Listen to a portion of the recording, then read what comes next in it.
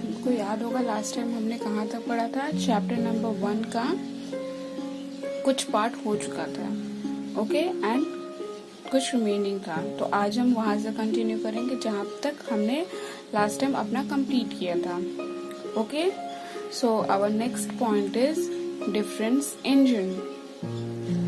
In 1800s, Charles Babbage designed the first automatic calculation engine, the difference engine. It could perform complex mathematical calculation. So difference engine क्या है? In 18s, जो 1800, ठीक है, तो Charles Babbage ने design किया था ऑटोमेटिक कैलकुलेटिंग इंजन। ठीक है, यहाँ पे देखिए उसकी पिक दी हुई है। तो चार्ल्स बैबेज ने एक इंजन डिजाइन किया था जो कि ऑटोमेटिक कैलकुलेट करता था, ठीक है, एंड उसका नाम क्या था? Difference engine. और ये क्या था? ये कॉम्प्लेक्स मैथमेटिकल कैलकुलेशन को परफॉर्म करने के लिए बहुत अच्छा था, ठीक है। ये कॉम्प्लेक्स जो मैथमेटिकल कैलकुलेशंस होते उनको बहुत इजीली एंड बहुत इफेक्टिवली परफॉर्म कर सकता था, okay. So now next point, analytical engine. After working on difference engine in year 1833, Charles Babbage started working on the analytical engine. This machine could store 1000 number up to 50 decimal digit each. The machine could perform all arithmetical operations, addition, subtraction, multiplication, division and many more functions. तो क्या हो गया कि जब उन्होंने जो difference engine था वो बना लिया, उसके बाद 1833 में चार्ल्स बेबेज ने उस पर थोड़ा सा और वर्किंग स्टार्ट कर दिया, एक और इंजन बनाया, ठीक है। कौन सा? Analytical engine. और ये क्या था? This machine could store 1000 number up to 50 decimal digit each. और उसमें क्या था? आप 1000 नंबर स्टोर इजीली कर सकते थे, ठीक है, एंड वो हर मैथमेटिकल ऑपरेशन को इजीली परफॉर्म कर सकता है, like addition, division, multiplication, subtraction और भी बहुत सारे उसके फंक्शंस थे जो कि वो बहुत इजीली कर सकता था, ठीक है। The analytical engine was powered by the huge steam engine. The input was given in the form of punched card. To give the output, a printer, a bell, and another device called a curve plotter were used. तो analytical क्या था वो, और उसको power किससे मिलता था? Because ये सब हमारे क्या थे? इलेक्ट्रॉनिक्स थे, ठीक है, तो उनको चलने के लिए पावर की जरूरत होती थी। तो वहाँ कहाँ से था? ह्यूज स्टीम इंजन, ठीक है, एक स्टीम इंजन था, उसको वहां से पावर दिया जाता था, ठीक है। और इनपुट किससे दिया जाता था? पंच कार्ड से, ठीक है, यहाँ पे देखिए था पंच कार्ड से दिया जाता था। और टू गिव आउटपुट, और आउटपुट निकालने के लिए, आउटपुट देने के लिए a printer and bell and another device, ये सब यूज होते थे, ठीक है, जिनको हम क्या बोलते हैं? कर्व प्लॉटर, ठीक है, ये सब यूज किए जाते थे, okay. So now let's move forward. यहाँ पे देखिए कुछ क्वेश्चंस दिए गए हैं, ठीक है, जिनका मैंने आंसर लिख दिया है, आप भी इसको लिख लीजिएगा, ठीक है। Read the clues and name the machine, ठीक है, यहाँ पे कुछ क्लूज दिए गए हैं और उनके हमें नाम लिखने हैं। First is it was one of the earliest counting device. जो सबसे पहला काउंटिंग डिवाइस क्या था, याद है आपको? वो था अबैकस, ओके, जैसा कि हम पहले पढ़ चुके हैं। B, it's principle is used for speedometer. Speedometer के लिए कौन सा हम यूज करते थे?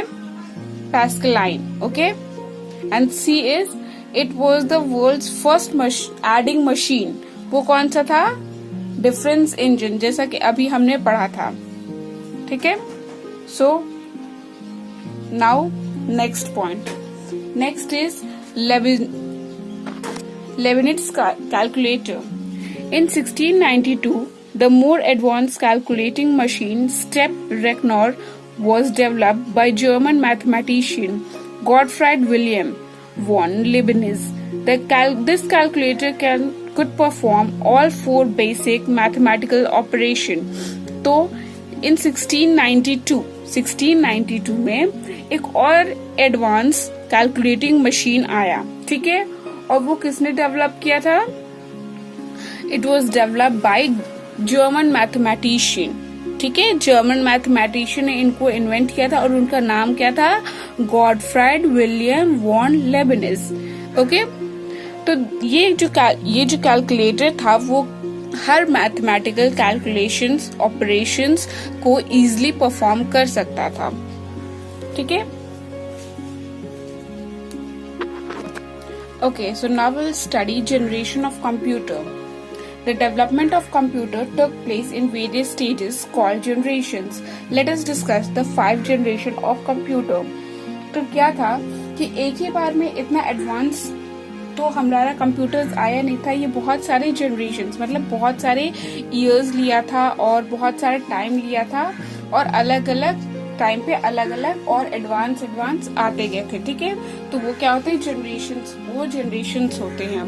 तो अब हम पढ़ेंगे कि कौन से वो जनरेशन्स हैं और कितने, अभी तक बेसिक कितने जनरेशन्स हैं? 5 हैं, ठीक है। सो पढ़ते हैं।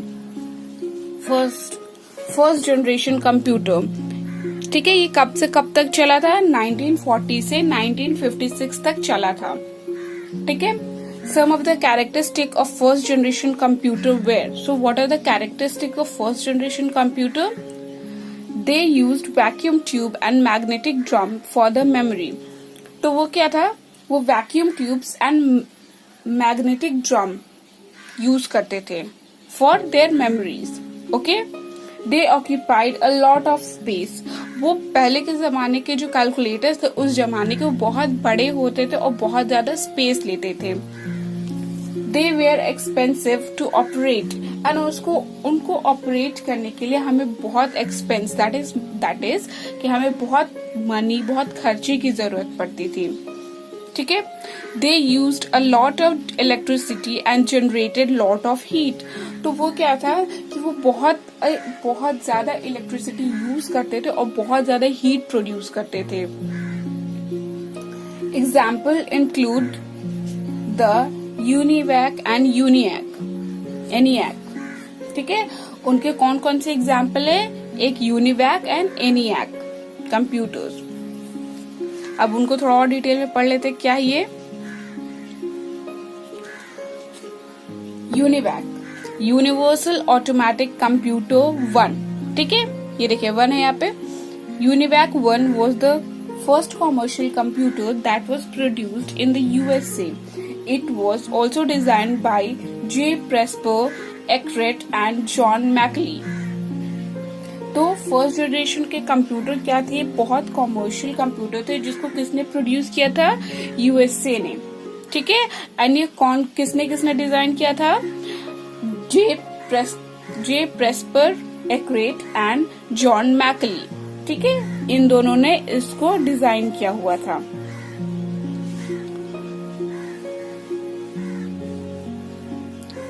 नाउ द एनियाक का फुल फॉर्म क्या है? Electronic numerical integrated and computer, ठीक है। It was the first general purpose fully electronic digital computer developed by J. Presper, Eckert and John Macklem. It contained over 18,000 vacuum tubes. तो ये क्या था?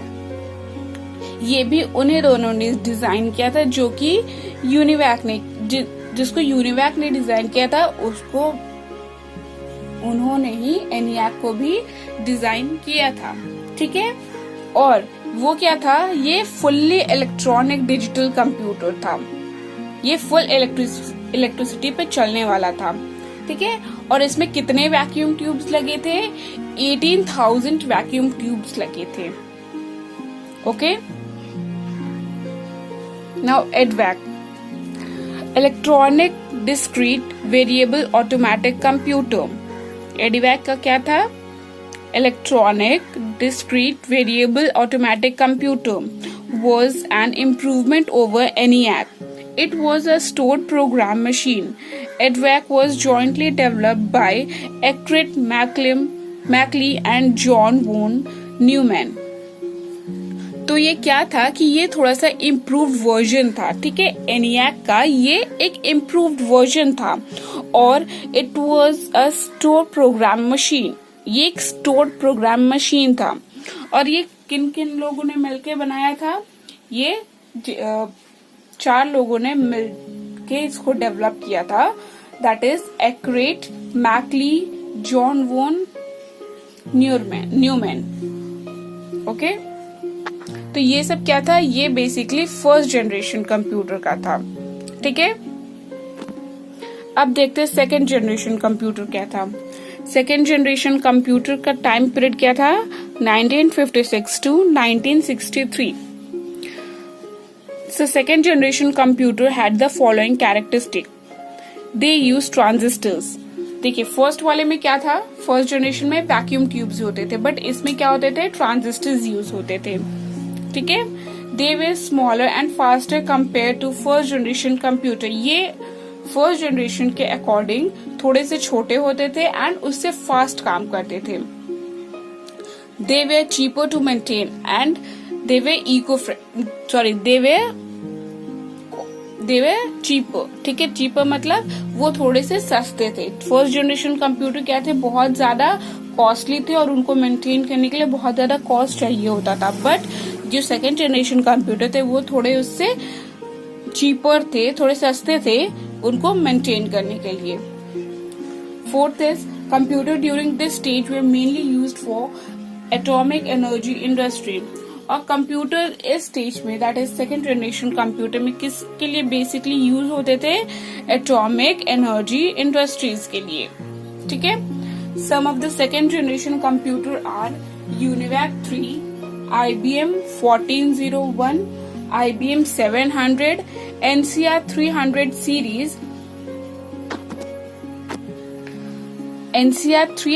series, Borough B5000 and 200 series, ठीक है।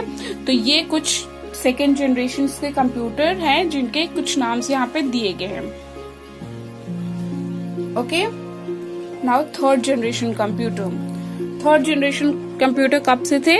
1964 to 1971। Third generation computer had following characteristics. They used integrated circuit, वो क्या use करते थे? इंटीग्रेटेड सर्किट्स यूज करते थे।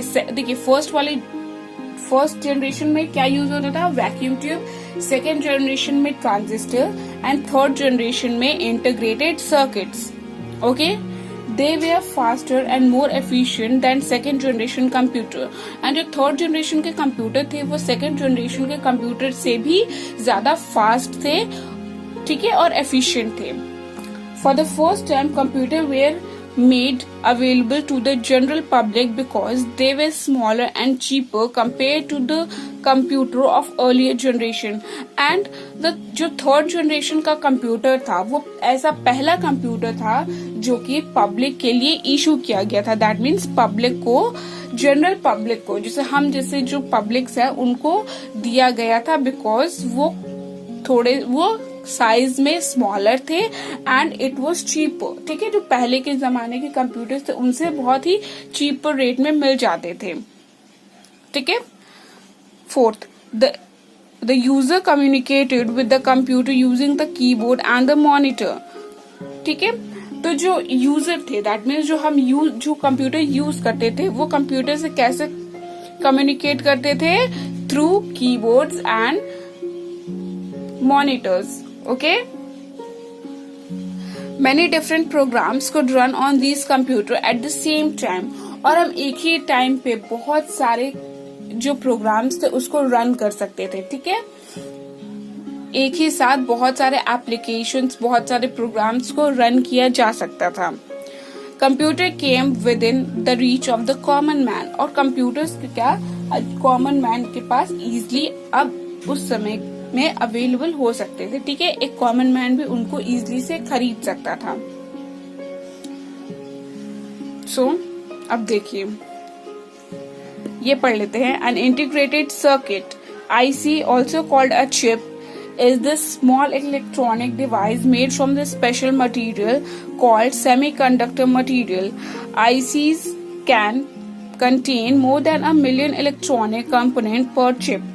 तो इंटीग्रेटेड सर्किट्स क्या होते हैं? चिप्स होते हैं, ठीक है, स्मॉल चिप्स. आपने देखा होगा चिप एक छोटा सा एक स्क्वायर टाइप में होता है, ठीक है, आपने देखा होगा. वो क्या होते हैं? Is a small electronic device. वो इलेक्ट्रॉनिक डिवाइस होते हैं जिसमें स्पेशल मटेरियल होते हैं, that is the semiconductor material, ठीक है. और IC contain more than a million electronic component per chip. अब देख लेते हैं इसके एग्जाम्पल्स क्या थे. Some of the examples of third generation computer are UNIVAC 900 series, IBM 360, ICL 1900 and Burr 6700. ठीक है, तो इसके जनरेशन्स के कंप्यूटर्स क्या क्या थे? थर्ड जनरेशन के कंप्यूटर्स कौन कौन से थे? UNIVAC 900 series, IBM 360, ICL 1900 and Burr 6700. ठीक है, तो आपको समझ में आया इतना? तो आज के लिए हमारा बस थर्ड जनरेशन तक ही. इसके बाद जो आगे के 2 जनरेशन है, दैट इज 4 एंड 5, वो हम अपने नेक्स्ट वीडियो में पढ़ेंगे. टिल देन आप इसको जितना अभी पढ़ाया गया है आप उसको रिवाइज करिएगा, ठीक है. Okay, bye, take care.